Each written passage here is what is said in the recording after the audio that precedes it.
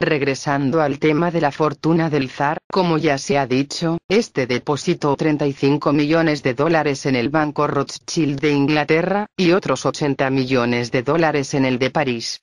Esos fondos han sido usados entre otros fines, para financiar a la Revolución Rusa, a la naciente Fed de Estados Unidos, a los países involucrados en la Primera Guerra Mundial y a la compra de Palestina, así como al establecimiento de las instancias que permitieron la creación del Estado de Israel en esa región.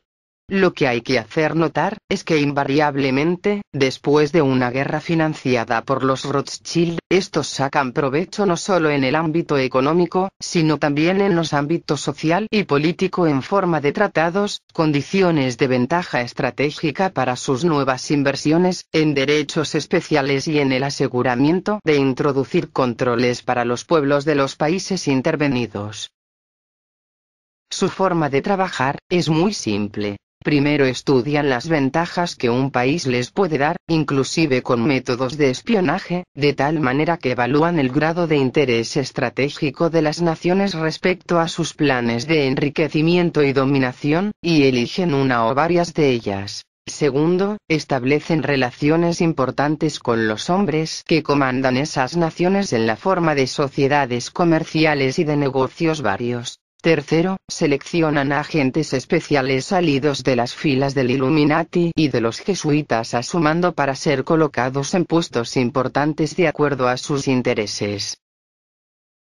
Estos agentes suelen influir en las decisiones de los hombres que comandan una nación, o en su defecto, se encargan de generar caos en todos sentidos utilizando las debilidades locales, al grado incluso, de provocar conflictos armados. Cuarto, aplicar los términos de su guía de acción, contenidos en el libro Los Protocolos de los Sabios de Zion, para ir minando la voluntad, los principios, las tradiciones y la economía del país intervenido.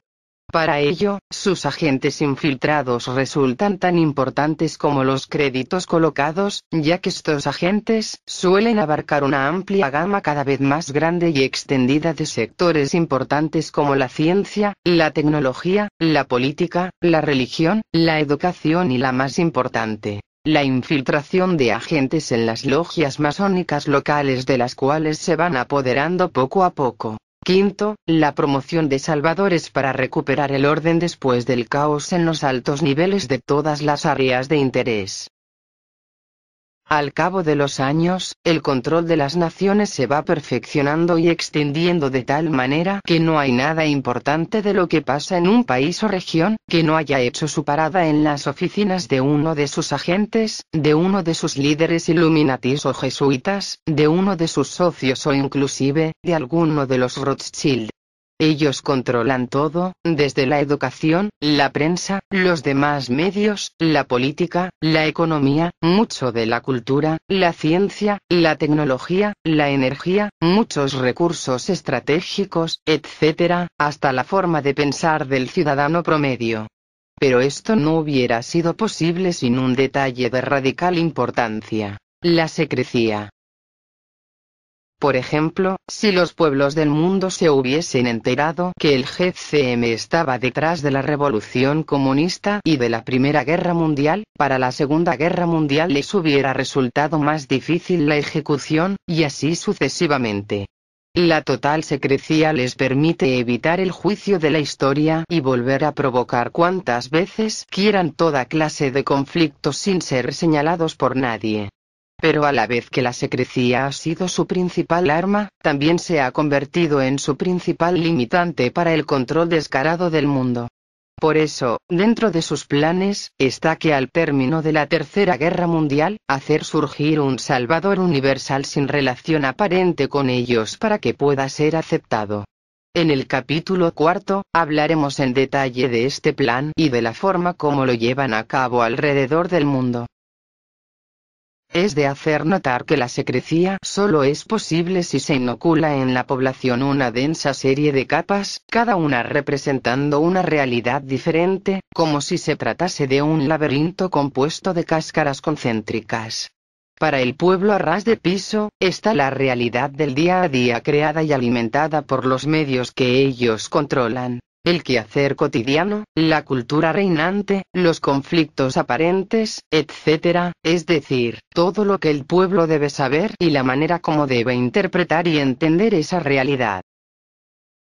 Luego está la realidad para los más o menos entendidos, aquellos que no son fáciles de engañar o que han logrado despertar del sueño primero, que es la capa externa de la realidad, y entonces encontramos algunos secretos revelados, algunas relaciones increíbles, algunos pasajes de la historia desmentidos, etc., pero esa nueva realidad no deja de ser un sueño también. Después de la segunda capa, hay una tercera, una cuarta y así sucesivamente de acuerdo al ámbito de acción y a la complejidad de la sociedad donde se inscribe. Aquí intentamos revelar la realidad objetiva, que es el núcleo de todas las otras realidades subjetivas que le rodean y que son solo niveles de sueño. Pero para despertar a la realidad objetiva, hay que recorrer todos y cada uno de los niveles de sueño que se nos han impuesto y que le anteceden, es decir, no se puede despertar de un solo brinco. Esta condición representa la mejor defensa para los amos del mundo, ya que quien se interese por encontrar la verdad que destruya la versión oficial, si lo logra en cierto sentido, se encontrará con otra capa ficticia y tardará mucho en darse cuenta que no ha llegado aún al meollo del asunto. Muchos de los que lo han intentado, se han quedado atrapados en alguna de las capas o han sido perseguidos, encarcelados o inclusive asesinados. Tenemos los casos de William Cooper, Constance Cumbey, John Todd, Fritz Springmeier, Randall M. Baer y Kenneth Hovind, entre algunos otros. Por eso poco ha salido a la luz, y por eso este trabajo ha tardado tanto en llegar, no a feliz término, pero sí a un nivel que puede ser contado. Los Rothschild son una mafia, y como toda mafia bien organizada, son generosos con sus aliados, inflexibles con sus enemigos e inmisericordios con quienes los traicionan. Ellos y sus aliados han montado una organización mundial con múltiples niveles y asignaciones específicas, a la vez que utilizan a multitud de instituciones locales e internacionales, muchas de estas últimas creadas a instancias de ellos, como la ONU por ejemplo, para dar cumplimiento cabal a sus objetivos. Los miembros de la élite mundial comandada, según varios autores por las 13 familias más influyentes y poderosas, han desarrollado las líneas de acción y los métodos para alcanzar sus planes, todo sobre la base de los protocolos de los sabios de Sion. El fin máximo a saber, es el establecimiento de un gobierno mundial para montarse en él. El lector se preguntará para qué necesitan eso si de cualquier forma ya controlan el mundo a voluntad. La respuesta no es sencilla, pero además de que eso les permitiría salir del anonimato y la secrecía para mostrarse al mundo tal cual son, también está el hecho de que de acuerdo a sus creencias esotéricas, no olvidar que la masonería surge del esoterismo y que es este el que los mantiene unidos por identidad, hay protocolos que según ellos se deben cumplir para obtener la gracia y el cobijo de su deidad principal, que es Baphomet. La manera que han ideado para cumplir con su fin de desterrar las religiones opuestas al satanismo, sin despertar demasiadas susceptibilidades, es a través de los mismos cultos religiosos, principalmente cristianos.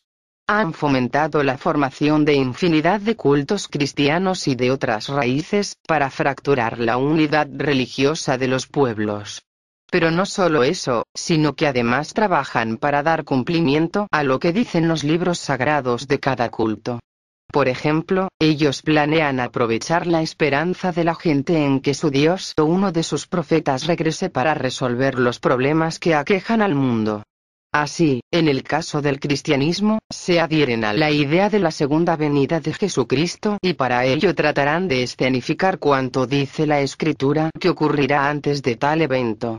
Ellos planean poner en escena el Armagedón y todas las tribulaciones que detalla la Biblia con el fin de imponer a uno de los suyos como el Salvador.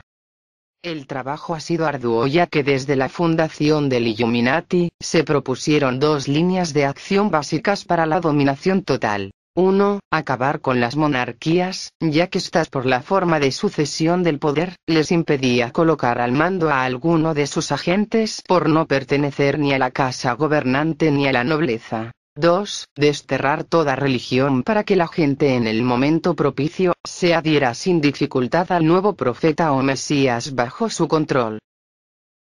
Para el primer punto, iniciaron con el anclaje subjetivo del liberalismo que consiste en el trípode: libertad, igualdad, fraternidad.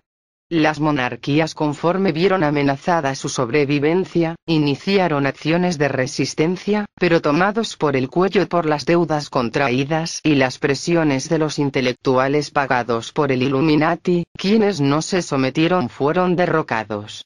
Las monarquías que sobreviven en la actualidad, todas ellas forman parte de alguno de los grupos formados a partir del iluminismo, como son el Comité de los 300, la Mesa Redonda, el Grupo Bilderberg, etc.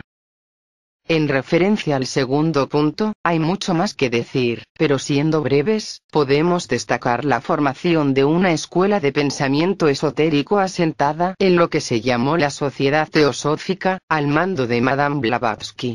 Esta escuela se encargaba de investigar alrededor del mundo las doctrinas, los ritos y las tendencias religiosas y místicas de los diversos pueblos para encontrar similitudes y puntos en común, hasta lograr un compendio de teorías tendientes a unificarlas todas. El elemento común que dicen haber encontrado, es el chamanismo, presente en todo tiempo y lugar, sin importar lo aislado que pudiera estar un pueblo. Al chamanismo, se asocia toda suerte de deidades, nahuales, brujos o demonios, todos ellos controlados a su vez por quien para los teosofistas es el portador de la luz entendida como conocimiento y virtud, el propio Lucifer. De esta sociedad, surgieron, y siguen surgiendo, toda una avalancha de publicaciones, entre libros y revistas, de escasa credibilidad científica donde prácticamente se destroza la historia, la teología, la arqueología, la física, la astronomía y toda disciplina que de una o de otra manera guarda alguna relación con lo religioso. Es tiempo de pasar a los hechos, y para eso habrá que esperar al siguiente vídeo.